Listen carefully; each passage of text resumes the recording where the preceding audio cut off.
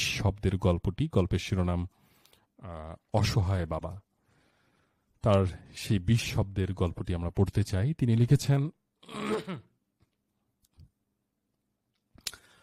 সারা জীবন আমার বাবা চাচাদের পড়াশোনা শেখাতে কৃষিকাজ করে গেলেন।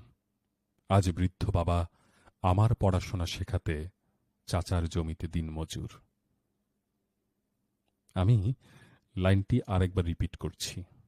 যারা শোনেননি বা যারা শুনেছেন মনোযোগ দিয়ে শোনেননি, তারা একটু মনোযোগ দিয়ে শুনবেন। সারা জীবন আমার বাবা চাচাদের পড়াশোনা শেখাতে কৃষিকাজ করে গেলেন।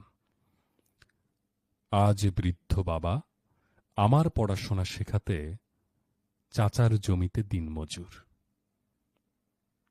খুবই সহজ ভাষার গল্প, খুবই সহজ গাঁথুনি, কিন্তু গল্পের গভীরতা অনেক। আমার মনে হয় যারা আপনারা শুনেছেন তারা গল্পের গভীরতা বুঝতে পেরেছেন। শাহানুর ইসলাম শাওন, আপনাকে অসংখ্য ধন্যবাদ এই ছোট্ট 20 শব্দের লেখাটি পাঠাবার জন্য।